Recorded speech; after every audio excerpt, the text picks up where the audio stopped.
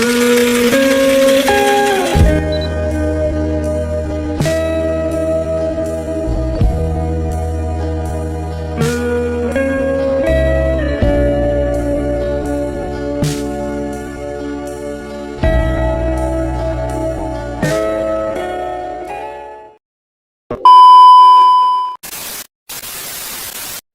few moments later.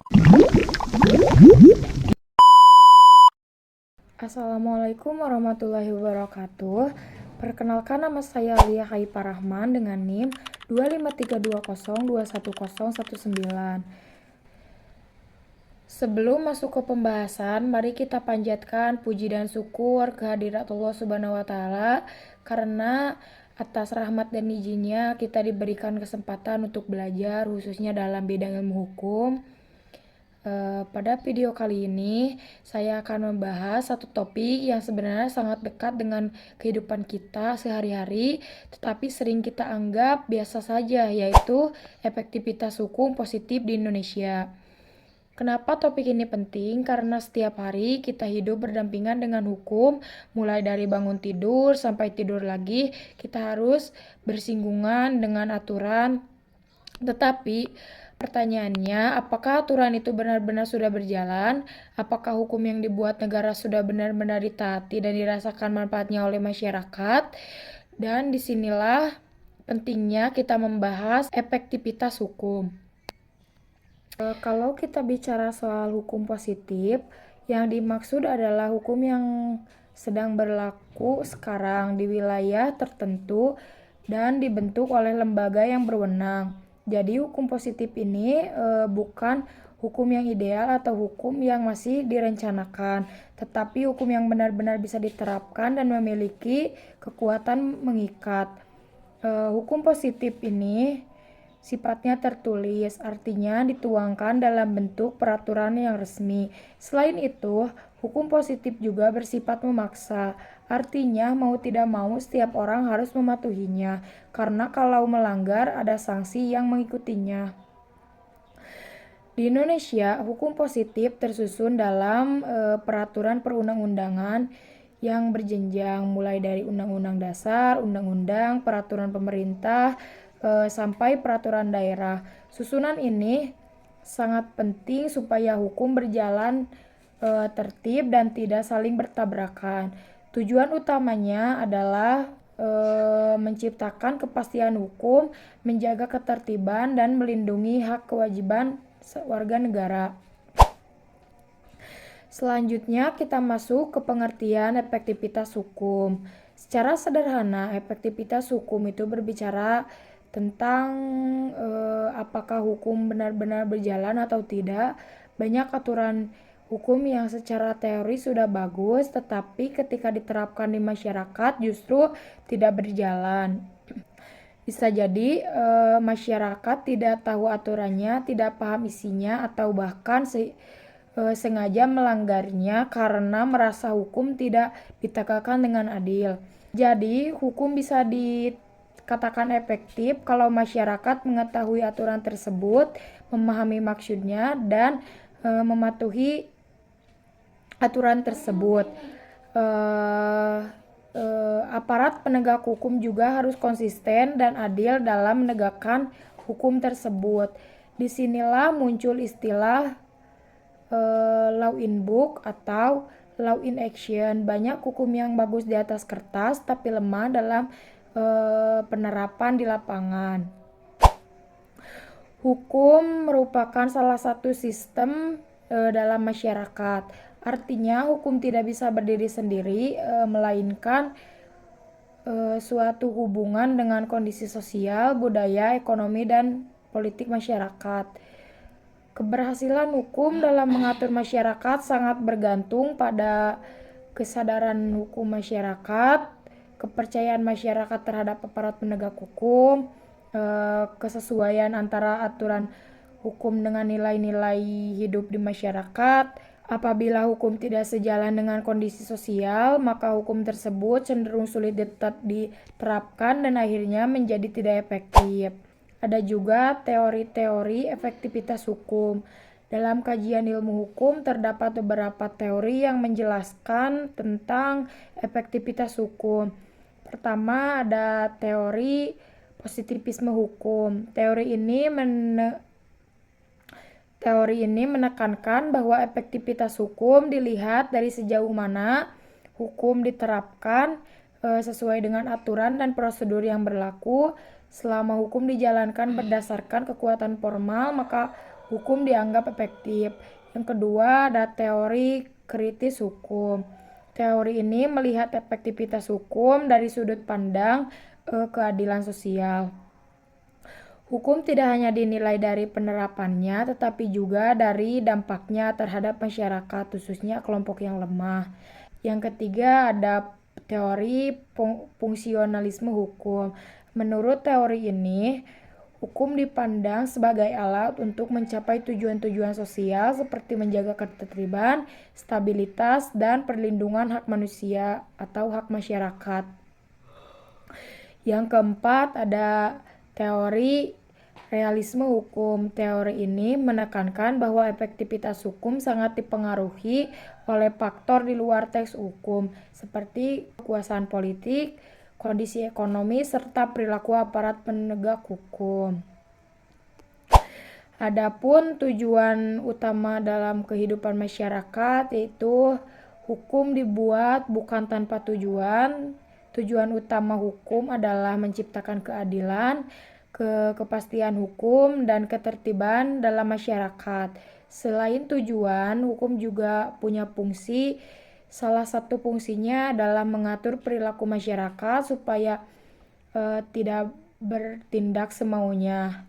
Dengan adanya hukum, masyarakat tahu bagaimana yang boleh dilakukan, mana yang tidak boleh dilakukan. Hukum juga berfungsi sebagai alat penyelesaian konflik. Kalau terjadi sengketa, hukum menyediakan jalur penyelesaian yang jelas sehingga masyarakat tidak diselesaikan dengan kekerasan atau main hakim sendiri. Selain itu, hukum juga berfungsi melindungi masyarakat dan menjadi alat perubahan sosial agar masyarakat bergerak ke arah yang lebih baik. Adapun faktor-faktor yang mempengaruhi efektivitas hukum. Yang kesatu ada faktor hukum itu sendiri. Aturan hukum harus jelas, tidak saling bertentangan, dan mudah dipahami. Yang kedua, faktor penegak hukum, integritas, profesionalitas, dan keadilan aparat penegak hukum sangat menentukan keberhasilan penegakan hukum. Yang ketiga ada faktor sarana dan fasilitas. Penegakan hukum memerlukan sumber daya manusia, anggaran, dan infrastruktur yang memadai. Yang keempat, ada faktor masyarakat. Kesadaran dan kepatuhan hukum masyarakat sangat berpengaruh terhadap efektivitas hukum. Yang terakhir, ada faktor budaya, yaitu nilai, kebiasaan, dan pola pikir masyarakat turut menentukan diterima atau tidaknya suatu aturan. Dalam praktiknya, efektivitas hukum positif di Indonesia masih menghadapi berbagai tantangan secara normatif. Indonesia memiliki peraturan perundang-undangan yang cukup lengkap, namun dalam penerapannya sering terjadi kesenjangan antara aturan hukum dengan realitas di masyarakat. Salah satu permasalahan yang sering muncul adalah ketidakmerataan penegakan hukum, di mana hukum sering dianggap tajam ke bawah tetapi tumpul ke atas. Hal ini menimbulkan ketidakpercayaan masyarakat terhadap hukum dan aparat penegak hukum. Selain itu, rendahnya kesadaran hukum masyarakat juga menjadi kendala, baik karena kurangnya pemahaman, faktor ekonomi, maupun kebiasaan sosial yang bertentangan dengan aturan hukum. Meskipun demikian, pemerintah terus melakukan upaya peningkatan efektivitas hukum melalui pembaruan peraturan, peningkatan fungsionalisme aparat, serta sosialisasi hukum kepada masyarakat. Peran hukum positif dalam kehidupan masyarakat yaitu sebagai alat pengendalian sosial, sarana penyelesaian konflik, dan instrumen pembangunan nasional.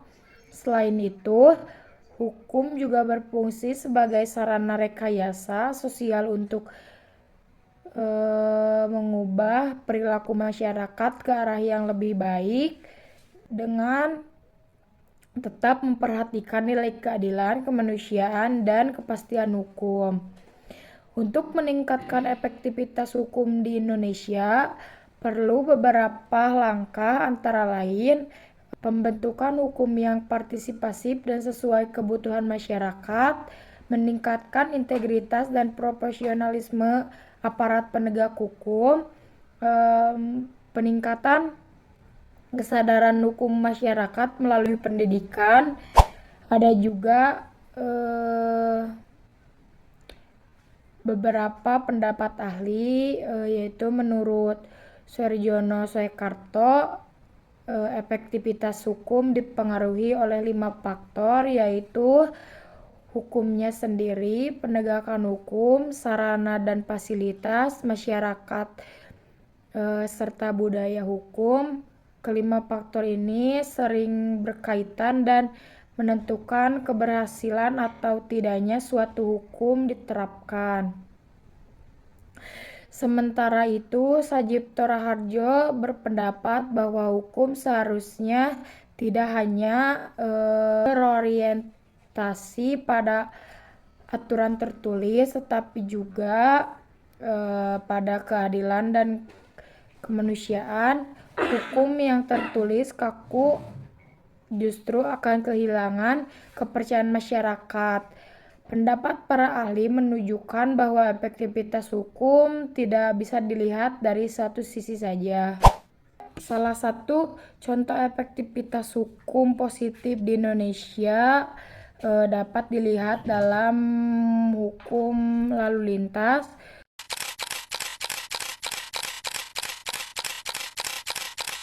Khususnya kewajiban menggunakan helm bagi pengendara sepeda motor.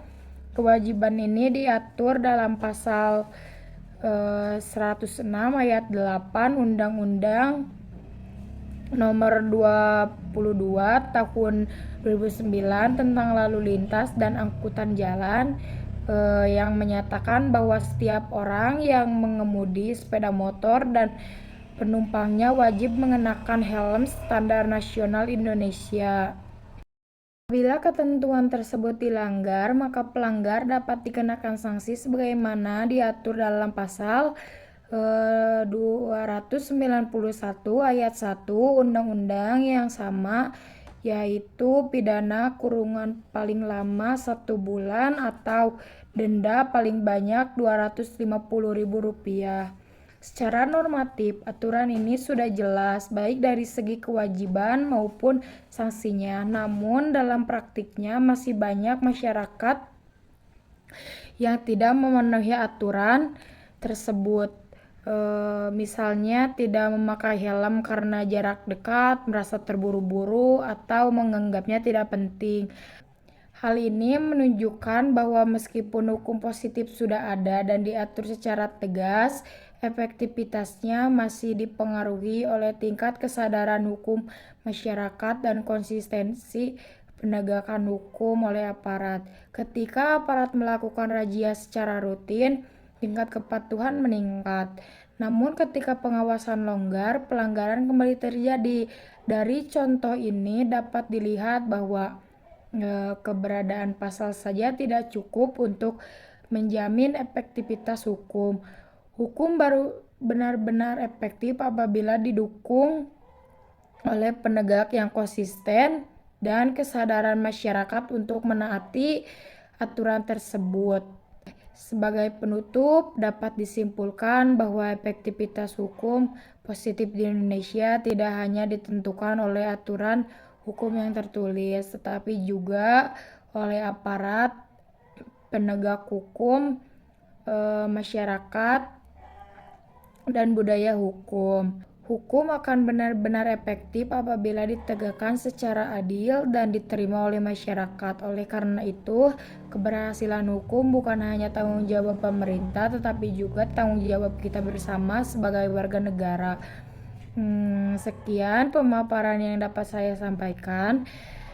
Terima kasih atas perhatiannya. Wassalamualaikum warahmatullahi wabarakatuh.